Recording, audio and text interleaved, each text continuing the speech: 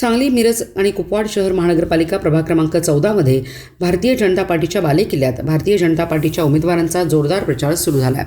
नागरिकांनी त्याला उत्स्फूर्तपणे प्रतिसादही देत आहेत. भारतीय जनता पार्टीच्या सर्व उमेदवारांना निवडून आणा व विकास कामे पूर्ण करण्याची संधी द्या अशी आशा यावेळी उमेदवारांनी व्यक्त केलीत. यावेळी विजय साळुंखे, उदय बेलवलकर, मनीषा कुकडे, अनिता पवार हे उमेदवार उपस्थित होते. प्रभाग क्रमांक 14 गवळी गल्ली पेडभागपासून ते रामनगर 4-5व्या गल्लीपर्यंत साई मंदिरापर्यंत जे आमचा वार्ड आहे.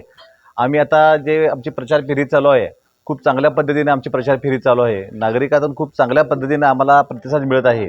हा भाजपचा बालेकिल्ला असल्यामुळे आम्ही कोणत्याही प्रत्येकाच्या घरी गेल्यानंतर आमचं ऑप्शन घेतलातच.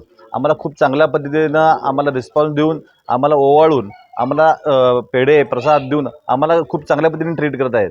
आणि आम्हाला एक चांगलं आहे की आम्ही त्यांच्यासमोर जे काही मुद्दे घेऊन जात आहोत ते लोकांना आवडत आहेत आणि त्या ह्याच्यावरच आम्ही पुढचे इलेक्शन आम्ही लढवत आहे. भारतीय जनता पार्टीने आम्हाला 4 उमेदवारांवर जो विश्वास ठेवला आहे तो आम्ही 100% सार्थ ठरवणार आणि आम्ही यशस्वी होणार. आणि आम्ही गावभागात किंवा या पेडभागापासून इथपर्यंत कमळ नक्की फुलवणार हे आम्हाला 100% गॅरंटी आहे. प्रभाग क्रमांक 14 मधून आम्ही प्रचार रॅली सुरू केलेली आहे. गावभागमधून खूप चांगला प्रतिसाद आम्हाला मिळालेला आहे.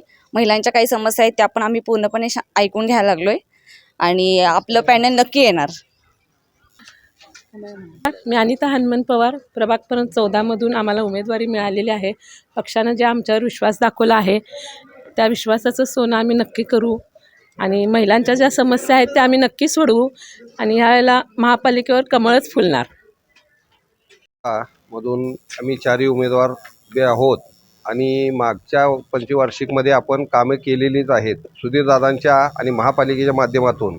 आणि जे काही थोडीफार राहिलेली आहेत ती ह्या पूर्ण होतील आणि नागरिकांचा आम्हाला उत्तम प्रतिसाद आहे आणि लोकांचे जे काही मागण्या आहेत ते आम्ही नोंद केलेले आहेत आणि त्याप्रमाणे पुढचे कामकाज चालू राहील. आणि ह्यावेळी आमचा विजय 4 जणांचा पॅनेलचा निश्चित आहे.